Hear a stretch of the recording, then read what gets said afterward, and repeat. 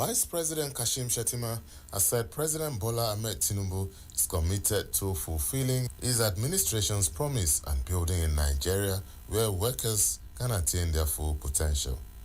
To achieve this, he said the administration is upskilling and reskilling the citizens to prepare them for both jobs that are available and those that are up ahead. Vice President Shettima stated this when he launched the Labor Employment Empowerment Program at the Presidential Villa in Abuja. The Vice President said the national initiative is designed to expand employable opportunities, equip Nigerians with critical skills, and drive economic empowerment through innovation and technology. Vice President observed that the government cannot boast of investing in the citizens unless it is committed to building a system that helps and encourages their search for work as well as equipping them to grow on the job. The Vice President commended the Minister and staff of the Federal Ministry of Labor and Employment for working hard to ensure LEAP unfolds into a reality, describing them as the quiet architect of progress. Solidarity forever, solidarity forever, solidarity forever, for the union makes us strong. The Nigeria Labour Congress has criticized the federal government over the delay in the payment of the minimum wage for certain workers in the federal civil service. The federal government had earlier blamed the delay in the payment on the prolonged approval of the 2025 budget. Civil servants who spoke to newsmen expressed frustration over the delay and urged the government to take decisive action. Some civil servants revealed that they had been forced to resort to loans due to non-payment of the minimum wage. However, a spokesman for the NLC, Benson Okpa, said the union would respond in due course. Solidarity forever, solidarity forever, solidarity forever, for the union makes us strong. The federal government has launched the Artificial Intelligence Collective, a groundbreaking initiative designed to bring together experts from civil society, academia, technology, and the private sector to promote the ethical and inclusive development of AI in Nigeria. The launch event in Lagos brought together leading voices in the tech space to discuss how Nigeria can harness the power of AI responsibly and strategically. As the world shifts rapidly into a technology-driven future, artificial intelligence is at the heart of the transformation, reshaping industries, economies, and everyday life. Determined not to be left behind, the federal government has unveiled the Nigeria Artificial Intelligence Industry Collective, a bold step toward embracing AI innovation and positioning the country as a leader on the continent. This high-level gathering of stakeholders from the tech ecosystem marks the beginning of a coordinated national push toward responsible and impactful AI development. Solidarity forever, solidarity forever.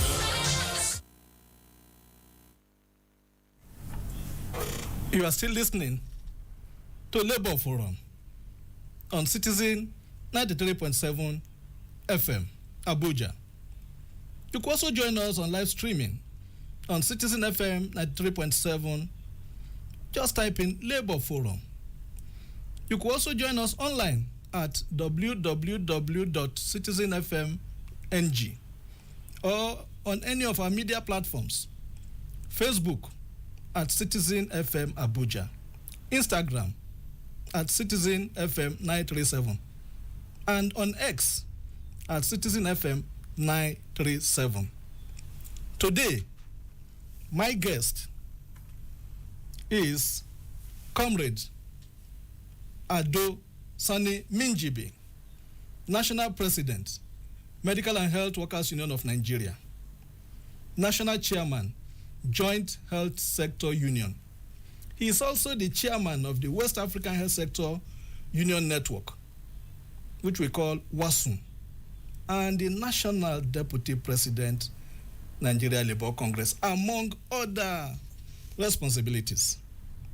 Comrade, you are welcome to Labour Forum. Thank you very much, comrade. Yes, the health sector is a very big one, and there are issues.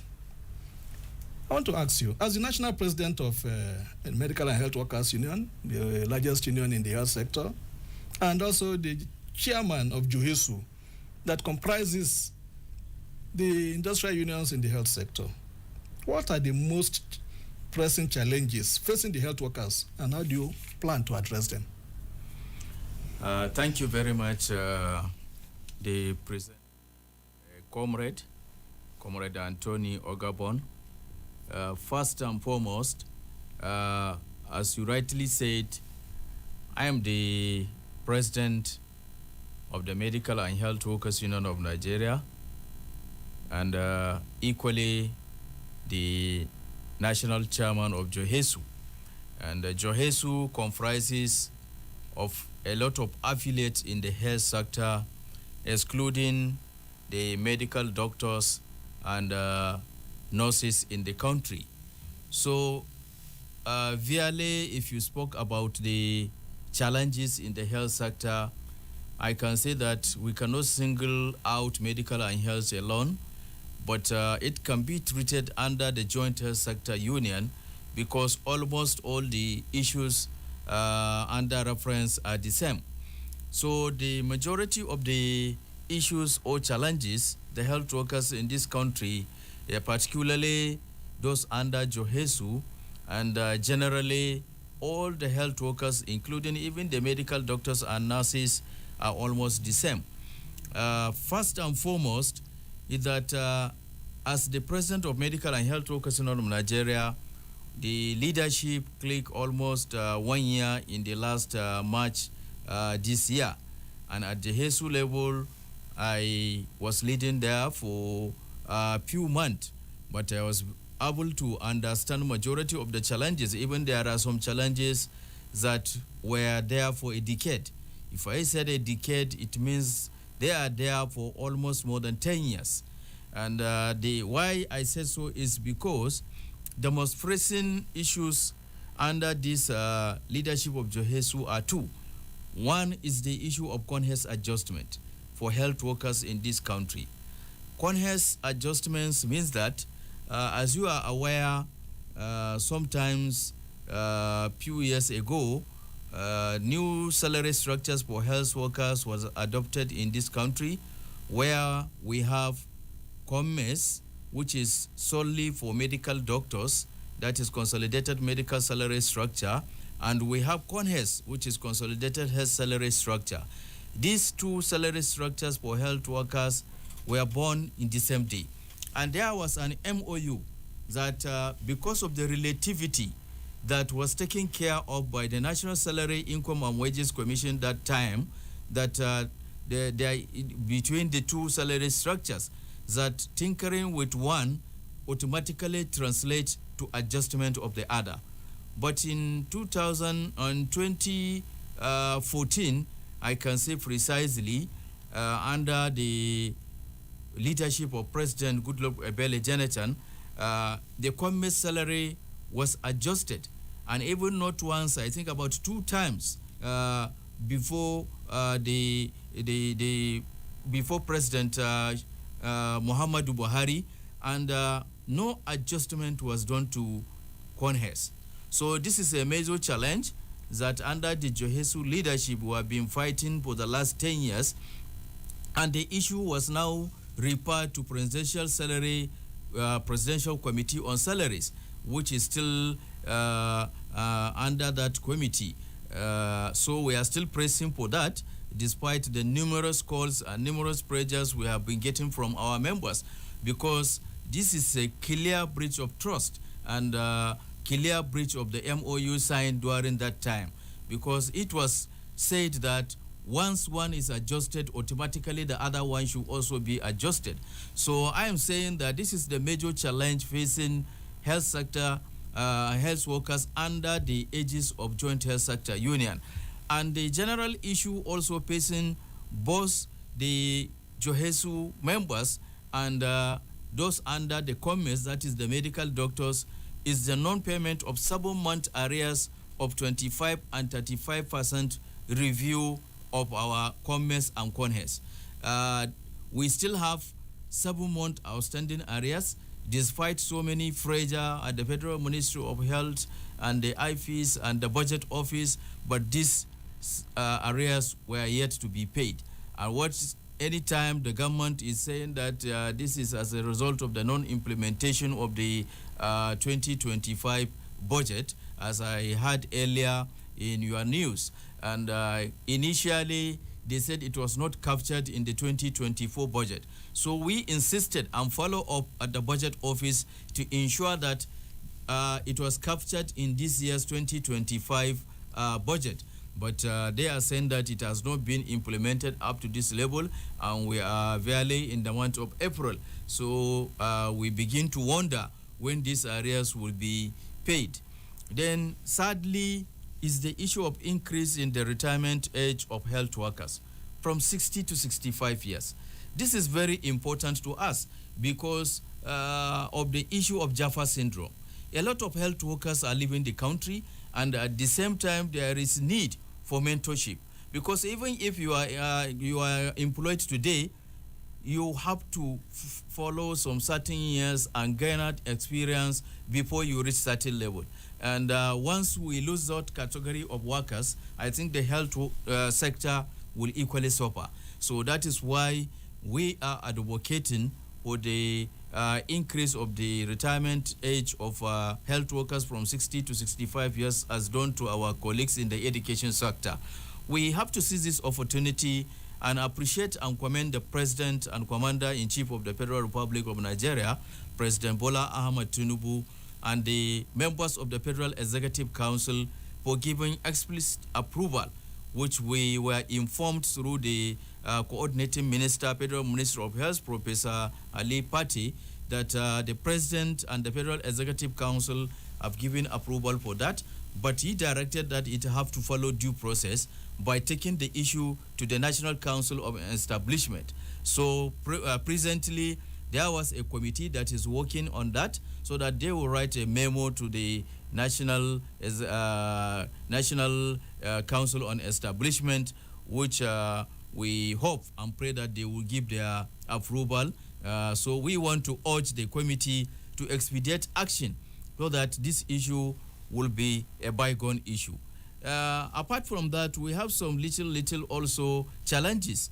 The issue of implementation of consultant pharmacist cadre, which was already approved by the Office of the Head of Civil Service of the Federation, but some chief medical directors in the federal health institutions were yet to start implementation, despite so many circulars from the Federal Ministry of Health. So I think we need to call on the attention of the Federal Ministry of Health to start invoking on disciplinary action on the chief medical directors that did not implement this pharmacist consultant, despite the fact that we have provision and we have people who are qualified to occupy that office. And then we have a challenge, and that challenge is that the Federal Ministry of Health is trying to pursue an issue, and that issue is the establishment of National Health Facility Regulatory Agency, which at the HESU level we view that it will create a problem in the health sector, because we have other regulatory agencies like the Environmental Health Officers Regulatory Council, Nurses and Midwives Council, Pharmaceutical Society of Nigeria Council, and a lot of Medical Laboratory Science Council. So why creating another one? So we are challenging that also at the JOHESU level.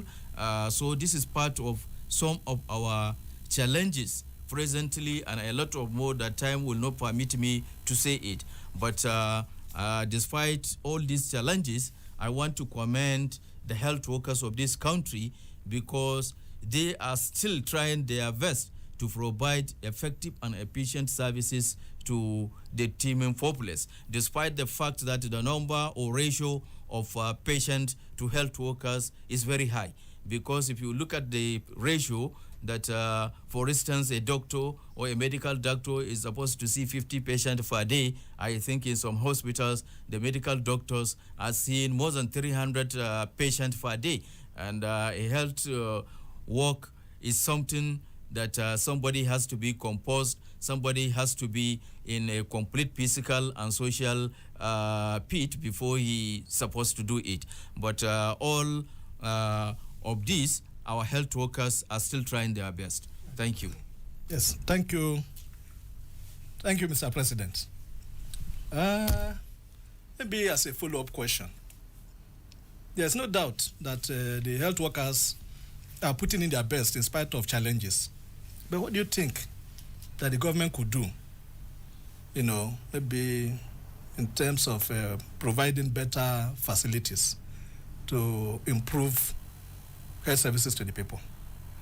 Well, first and foremost is the issue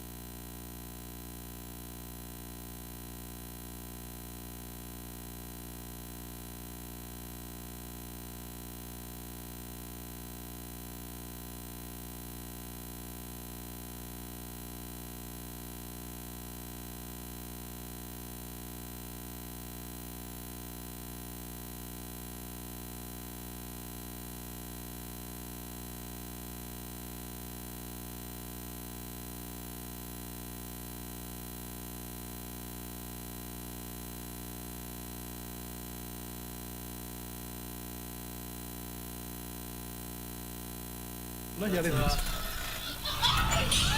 we are very lucky.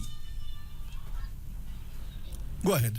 We are very lucky that majority of our services were appreciated all over the world. So I think the federal government or all the government at all levels need to take the welfare and well-being of healthcare workers as paramount. This reminds me on the issue of the improvement of our salaries.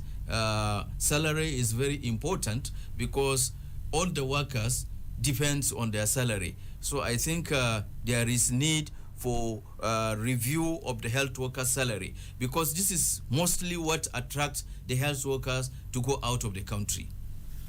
Okay. In fact, that was supposed to be my follow-up question. But with the recent increase in salaries, yeah, what is your union doing with the consequential adjustment?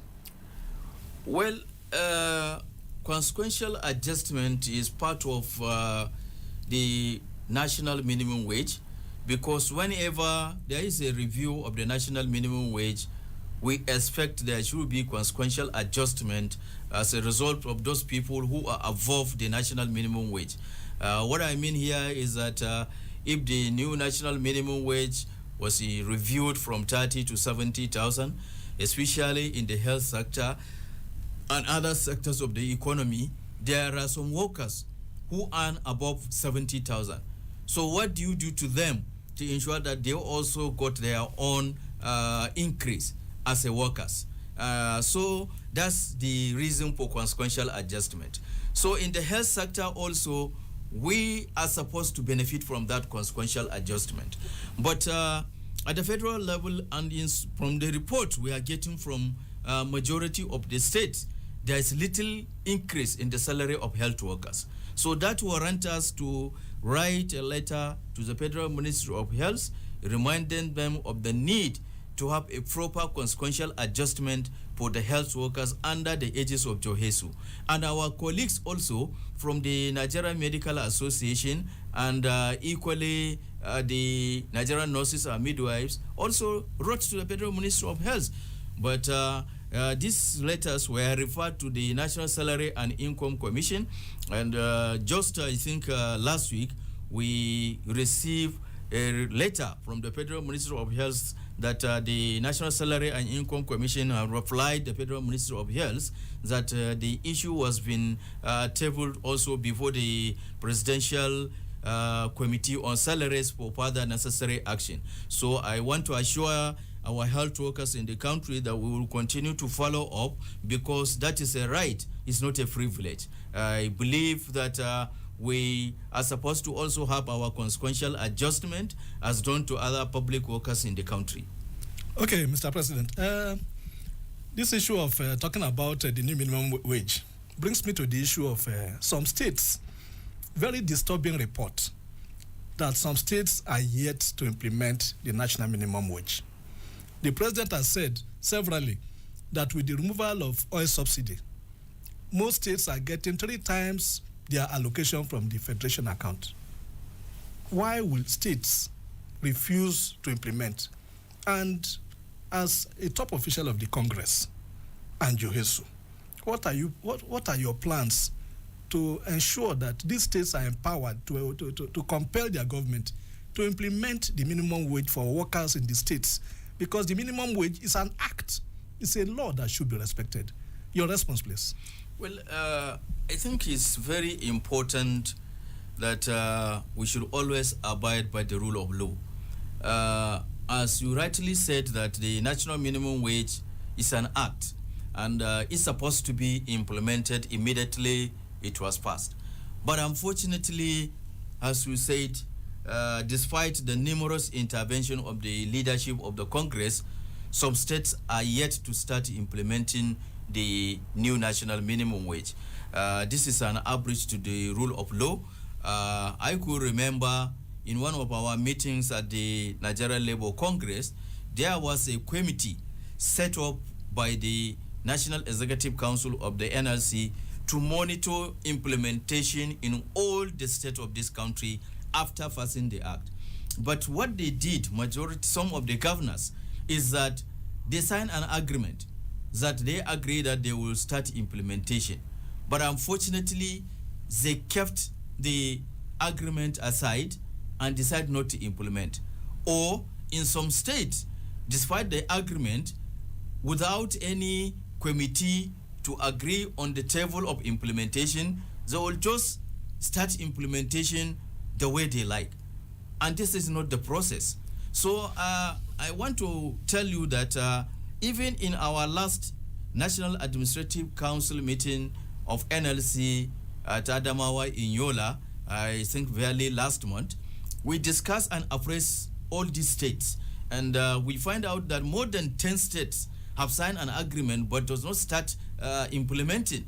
And I know that there was a directives from the leadership of the Congress that if states that have agreed to start implementing the new national minimum wage have signed an agreement but does not start implementing the month they agree to start implementation, that you should serve them with ultimatum and start industrial action to compel them to start implementation. So I know majority of states have complied to that, but I think up to now, there are some states that have not started implementation. So I want to call on this state to respect the rule of law, because it's not about there is no money or there's no resources in the state. It's about putting the salary of workers as a priority. Exactly. As you rightly said, I was a one-time state chairman of NLC in one of the states, and I know how much the states were getting before the removal of subsidy. I know that time when the salary was 30,000, I think about 500 million or so, or sometimes the highest is 700 million was disbursed in amounts across the state in the country. But now, look at the disbursement of last month. The March disbursement is about 1.4 trillion Exactly. disbursed. So I will agree with you that the money has tripled. But where are these governors taking this money that they cannot be able to pay salary? This is inhuman. It's not a matter of there's no resources. It's a matter of putting priority. So they should know that these workers also have a responsibility, and it is their duty to pay them their wage, because it's not a privilege, it's a right. So I want to seize this opportunity and call on all the governors that have not paid their workers their salary to immediately start implementation and pay them their outstanding arrears. This is an obligation to them, and it's a duty on them to ensure that their workers were paid and their pensioners. Okay, I think we should go on a short break so that you can catch your breath. Thank you very much. Please, listeners, please don't go away because we are still on Labour Forum. We are going on a short break.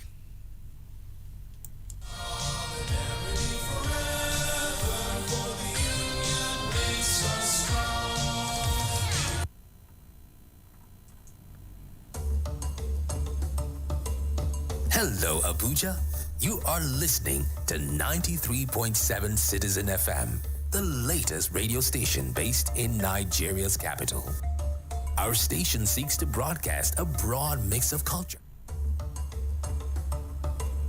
Hello, Abuja. You are listening to 93.7 Citizen FM, the latest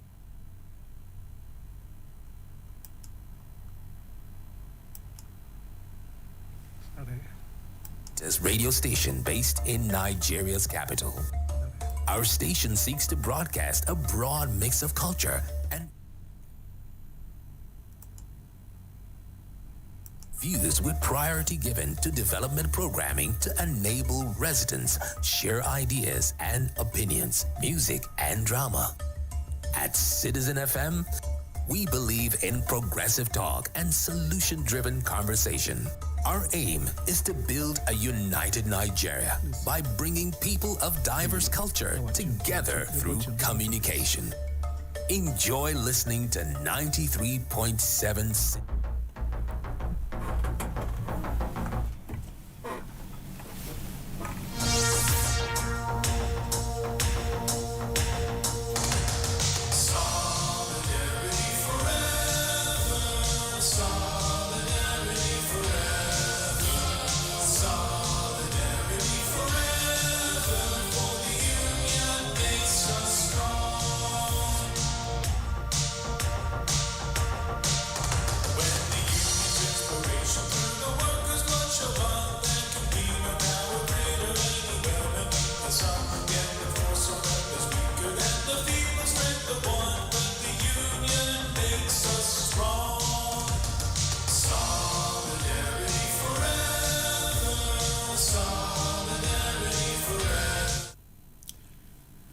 You are welcome back to Labour Forum on Citizen FM 93.7 FM.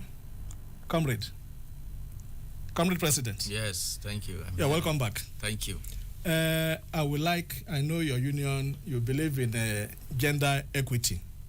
Could you tell us a little bit about the women commission of your union? Well, Medical and Health Workers Union of Nigeria is one of the few and forefront affiliate of the Nigeria Labour Congress that established the Women Committee of the Union. And the reason for establishment of the Women Committee is inclusion of women in leadership of the union.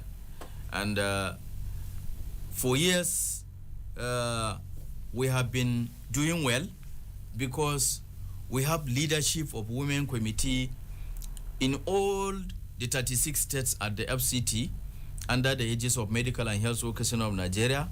We equally have the leadership of Women Committee in all our branches, both at the state, federal, and the local government institutions, because it may interest our listeners to know that Medical and Health Workers Union of Nigeria is the only health workers union that operates in all the 3 tiers of government. We have leadership at the branch level, we have leadership at the state level, and we have leadership of the federal health institutions. So we make sure that in all these stratas, we have the leadership of Women Committee, and I want to thank the executives of our state branches that are working closely with the leadership of Women Committee, not only the Women Committee, we equally established the Youth Committee, because we believe that our youth need also to be mentored so that they will take over from us in the future. So even at the national level, we have the leadership of Women Committee, then we have the national coordinators, zonal coordinators in all the 6 geopolitical zones, and they are doing well, and we engage them very well in all the activities of the Women Committee, particularly the celebrations of the International Women Days, celebrations of all Women Days activities, and recently we also introduced the issue of leadership training workshops so that we can improve their capacity and knowledge in leadership. At medical and health level, by the ILO convention, that we should have a 50-50% women representation. So whatever we will do at the union level, we ensure that we engage women in our activities. So we'll continue to do that as a responsible union. Okay, that's very encouraging to hear. You are also the chairman of WASUM, the West African Health Sector Unions. What do you think about regional collaboration to improve health services in the whole of the West African sub-region? Well, why the establishment of West African Health Sector Union is that sometimes we were able to understand that we have similar issues in all these countries. I think West African Health Sector Union is operating in almost 16 countries in West Africa. So I want to commend our forefathers that sit down and think and equally establish the West African Health Sector Union, particularly our mentor, Comrade Ayub Wapi Waba MNI, who is a one-time or the pioneer national chairman of the West African Health Sector Union Network, and the immediate first chairperson who is from Ghana, whom I took over from her a few months ago. I think it's a very encouraging issue, and it may interest our listeners to know that once there is a meeting of this network, a lot of issues were discussed that was related to health of West Africa. And we equally look at what is happening across the globe so that we will advise our government on the improvement of healthcare delivery in our respective countries. So since the election of the new executives, we already had 1 or 2 meetings. That is the meetings of the election and the meetings of the handover.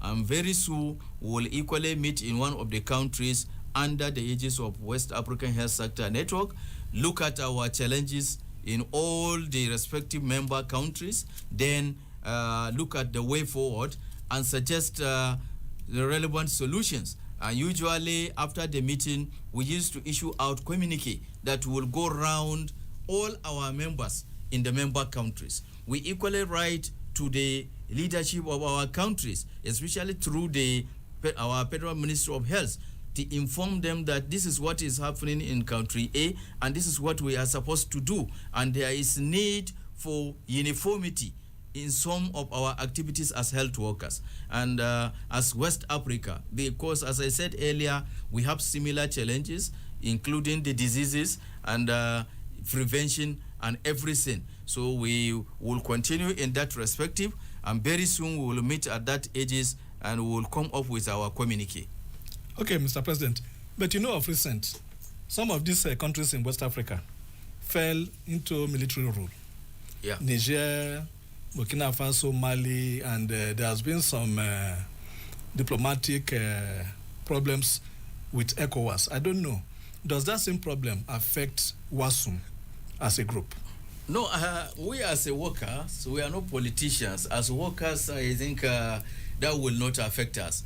Although we have not come to the meeting, but I'm quite sure we will extend our invitation to our colleagues in their respective countries. And I don't think it will affect us because whether it's a military rule, whether it's a democratic rule, the health workers still exist and they will provide the same services. It's not the fact that once there is a democratic rule, another health workers will be employed, and once there is a military rule, another health workers will come to work with the military. No, it's the same health workers that are working in that country, and will extend the same invitation to them. And I'm quite sure when they come, they will also say their own experience, especially in relation to their duties during democratic rule and during military rule, and we'll share experience, and then we'll see the way forward. Okay, Mr. President, I want to go a little personal. Yeah. I've known you since the year 2000 at Ibadan when we held our conference. And your trajectory since then has been nothing but phenomenal. You have risen to become a two-time chairman of Medical and Health Workers Union in Kano, two-time chairman of the Nigeria Labour Congress in Kano. You came up to the national today. You are the national president of Medical and Health, and equally the deputy president. I'm sure there are some leadership qualities that you may want to impact on members and listeners. So what are those things? What are those things that you feel you did very, very well, that people had all the confidence in you that you have moved from one stage to another, and here you are? Yeah, thank you very much, Comrade Anthony, for this question. Well, as you said, I'm lucky to be a grassroots level leader, because I don't know that one day I will reach this position, even leading West African Health Sector Union. I was first elected as a branch treasurer, and from there I've been raising up to the level of a branch chairman, and I was able to clinch into the state leadership of medical and health, starting from somewhere as a state trustee, and also follow all ranks and reach the state chairman, and clinch the position of vice chairman of Nigeria Labour Congress, clinch the position of NLC chairman, and then rise to deputy president of Medical and Health Workers of Nigeria, clinch the highest seat in the union as national president, and today I'm equally the deputy president of the Nigeria Labour Congress, and by God's grace the national chairman of national chairperson of West African Health Sector Union. So what I believe is that in trade union activities or leadership, one has to be patient. If you are patient enough, you can learn and you can reach whatever position you will never think you will reach in your life. And trade union is something that is going with knowledge.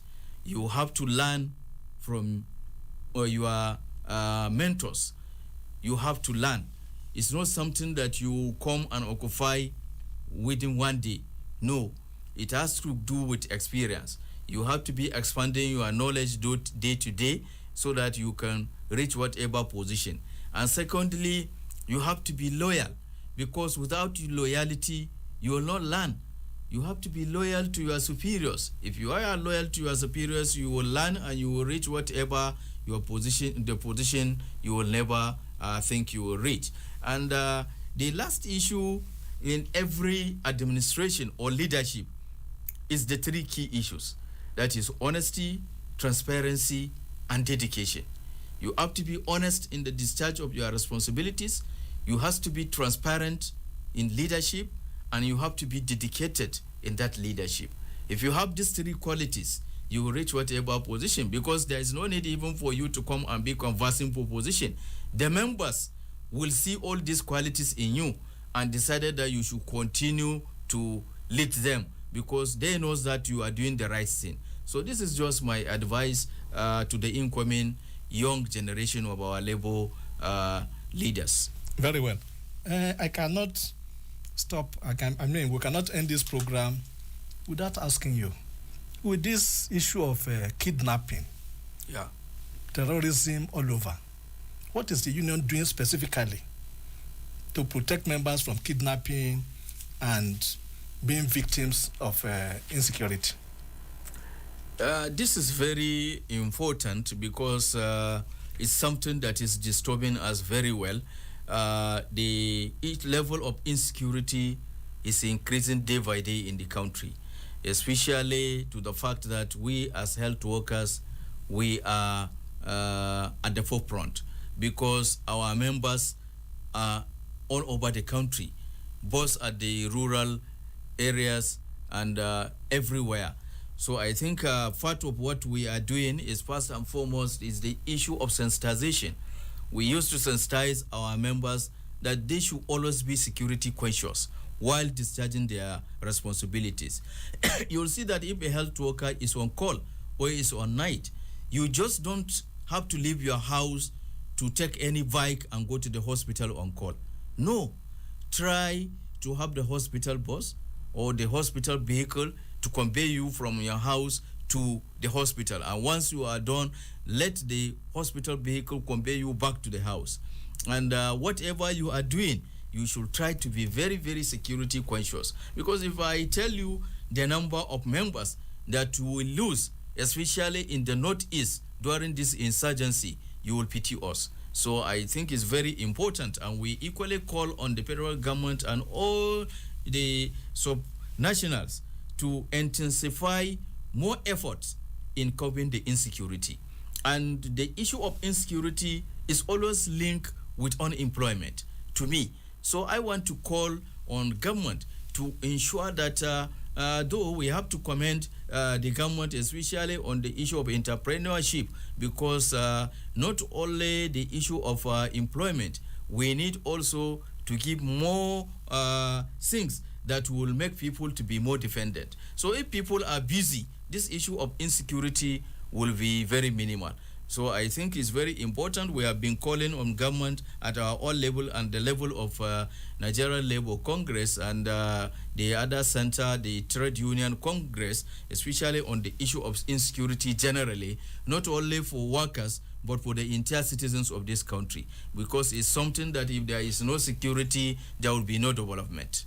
Okay, I want you to take my two last questions, very sharply because of the time spent. Okay. The reconstitution of governing boards, what's the situation? Governing board of health institutions. Well, as I said earlier, I just try to say few of our challenges. Yes. This non-reconstitution of the governing board of federal health institutions is one of our demands under JOHESU, and is under the table of the coordinating minister of the federal or the coordinating minister of health.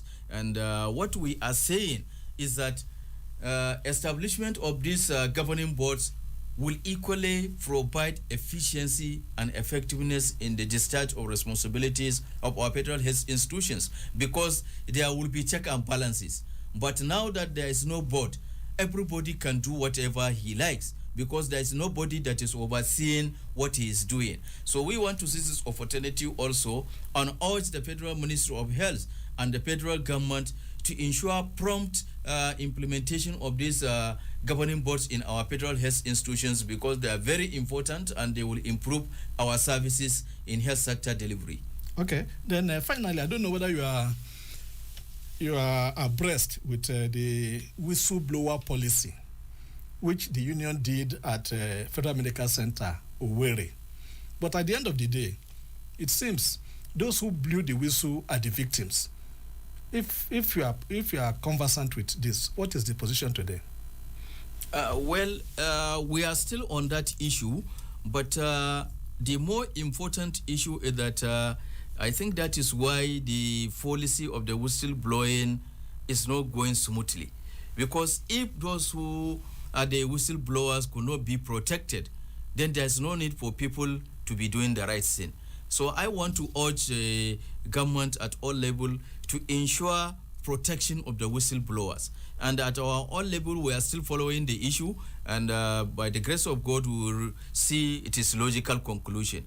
But this is very important, and this whistleblowing will curtail corruption in leadership And once corruption is curtailed in leadership, things will continue to go the way it is supposed to go. That is our stake. I want to thank you very much for giving us your time. I know that you have a very busy schedule and had to come to Abuja specifically to be part of Labour Forum. Well, thank you for your intervention.